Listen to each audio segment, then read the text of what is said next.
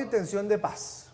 Y lo que intentó el presidente Petro no se logró. Y le quiero decir una cosa, si alguien podía hacer la paz con el ELN era Gustavo Petro. Mire, estaba tan confiado el presidente, y no lo digo para mal, lo digo para bien, porque era la persona que legítimamente podría llegar más lejos con ese grupo guerrillero. Mire, esto lo dijo en campaña el presidente Petro, se lo voy a poner, cuando él dijo que hacía la paz con el ELN en 3 meses. Esto fue lo que dijo en su momento. Yo lo que te respondería es al contrario. A los 3 meses de ser presidente se acaba el ELN en Colombia porque hace la paz. Lo dijo en su momento. Yo creo que él se confió, pues, de ser de un hombre de izquierda, porque eran los excluidos, por decirlo de alguna manera, habían llegado al poder, a la presidencia, y podían llegar a un acuerdo con ellos. Si no lo logra Gustavo Petro, no lo logra nadie, Mauricio. No lo logra nadie. Es imposible que el próximo gobierno, que seguramente no va a ser de izquierda, ni siquiera va a ser del partido del presidente, probablemente no va a llegar a una negociación después de lo que pasó. Y hay un hecho detonante, esa negociación que se hizo con los comuneros del sur. Porque esos comuneros del sur son 200 o 300. Primero, es un error hacerlo con ellos. Segundo, no son representativos del ELN. Y el mensaje del ELN al gobierno era que eso partía completamente de la confianza en la mesa de negociación. Parte de un error también del gobierno haber iniciado ese proceso de negociación con ellos. Es cierto, eso siempre ha causado divisiones, pero le iba a decir que esta frase de los 3 meses, pues sí que tuvo eco en el momento de la campaña presidencial, cuando el presidente, en ese entonces candidato, lo dijo, y muchas personas también sembraron su esperanza en ese anhelo de paz y dijeron, bueno, si aquí puede haber una paz en 3 meses, vamos a apoyar la propuesta de este candidato. Yo sí le creí, yo sí pensé que de pronto él podía hacer eso con el ELN en poco tiempo, y dije, sería el primer triunfo del presidente. Sí, muchas personas le apostaron a eso, pero la verdad es que no es un descubrimiento que el ELN no tiene voluntad de paz. Desde el momento mismo en el que dijeron, no vamos a entregar las armas, lo demostraron. Y además no tienen voluntad de paz porque es que ellos quisieran, en caso tal de darse la paz, quedar con un poder político que la verdad es innegociable. Es muy difícil que un gobierno le pueda abrir la puerta a esas aspiraciones. Y lo segundo, rápidamente, las economías ilegales que ellos mueven. Dejar atrás todas las economías ilegales con las cuales ellos hoy se financian y se mantienen, eso es difícil. El ELN es un para-estado en Arauca. Sí. El ELN es un para-estado en Arauca. Ellos controlan gran parte de Arauca, luego se consideran un estado. Y cuando llegan a negociar, creen que como tal pueden negociar de tú a tú con el Estado, y no les interesa para nada la paz. Es decir, hace años había 2 motivos para el alza en armas, Mauricio: ser excluido, y segundo, la violencia por el tema político. Aquí ya no hay espacio para el tema político porque acabaron de tomar el poder democráticamente en el 2022 con el presidente Petro. No hay excusa para estar en este momento alzado en armas. Es un tema de narcotráfico. Hay 3 motivos por los cuales en Colombia han funcionado las negociaciones que han funcionado. Muy pocas, pero han funcionado. Entre ellas, la negociación con el M-19 a finales de los años 80. Todas las negociaciones, 3, 4, Quintín Lame, etcétera, etcétera, que han funcionado, el EPL, son negociaciones que tienen 3 características. La primera, que exista una metodología clara y un equipo sólido. Aquí más o menos lo existía, es decir, nadie puede dudar de las credenciales de Iván Cepeda para coordinar equipo, tener temas, lidiar con una mesa. En otras negociaciones hablamos más tardecito porque son un desastre. Aquí por lo menos existía eso.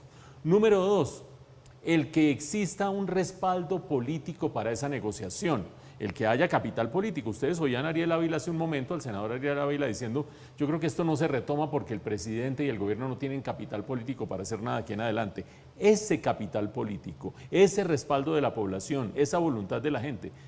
Pero el número 3, el requisito obvio, que la contraparte, que el grupo subversivo quiera hacer la paz, quiera terminar una negociación. Antonio García, desde hace rato, el jefe militar del ELN, ha dicho, nosotros jamás vamos a entregar las armas. Y uno dice, pero entonces, ¿qué clase de negociación es esta en que no van a entregar las armas? Pues una negociación en la que unos se sueñan dueños de parte del territorio colombiano, y otros que están negociando con ellos, en este caso el gobierno, se sueñan con que pueden dar esas concesiones, tal vez sí, tal vez no. ¿Quiénes se sueñan con quedarse con pedazos? Pues el ELN, Giovanni lo decía, es poder fáctico en distintas regiones del país, pero principalmente en el Arauca. Decide quién entra, quién sale, quién circula, extorsiona, etcétera, etcétera.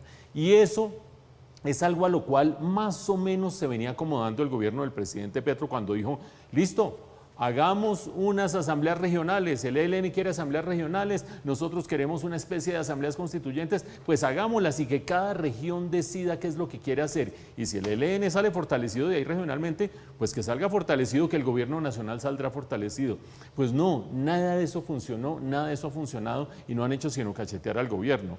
Han cachetado al gobierno desde el mes de mayo, el momento en que no se volvió a avanzar en la mesa de diálogo y el momento en el cual el ELN empezó a abandonar el mecanismo de verificación.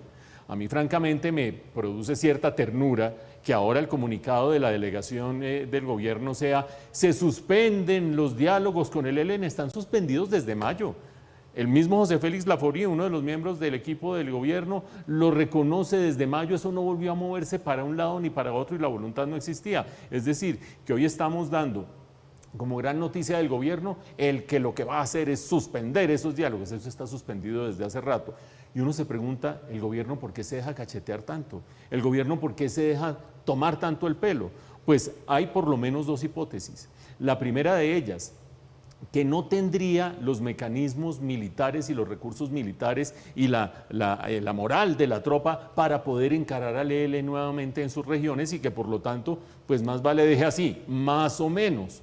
Pero lo segundo, que el gobierno en este momento incurriría en altísimos costos nacionales e internacionales políticamente si decidiera ir más allá en la ruptura con el ELN. Tendría que traer a los, darles nuevamente la orden de captura, quitarles el levantamiento de orden de captura a quienes están negociando por el ELN, pedir en extradición al gobierno de Venezuela una cantidad de personajes que están allá escondidos. Por lo tanto, aguantarse el sapo de que Nicolás Maduro le ha dicho una vez sí y otra también: yo soy el garante de la paz en Colombia y no sé cuántas más cosas, tener que enfrentar esa realidad. Creo que el gobierno del presidente Petro, debilitado políticamente, errático en la negociación, sin el mecanismo militar para poder presionar en un momento dado, está totalmente entre la espada y la pared. Y eso es lo que explica este nivel de pusilanimidad en que nos encontramos. Es que, Mauricio, cuando Nicolás Maduro dijo en Venezuela que él tenía la llave de la paz en Colombia, se refería al ELN. Así claro. es. Porque el ELN en Venezuela no es un grupo guerrillero, es un grupo paramilitar. Exactamente. Que funciona para Nicolás Maduro, en favor de Nicolás Maduro. Esa posición, el que Maduro no haya caído en Venezuela, que se haya fortalecido, que se haya quedado en el poder a la mala, envalentonó al ELN. En otras palabras, el ELN no tiene nada que negociar con el gobierno colombiano y le queda muy difícil al presidente echarse para atrás. Si el presidente renueva los diálogos con el ELN, va a tener una gran resistencia en las fuerzas militares. Claro.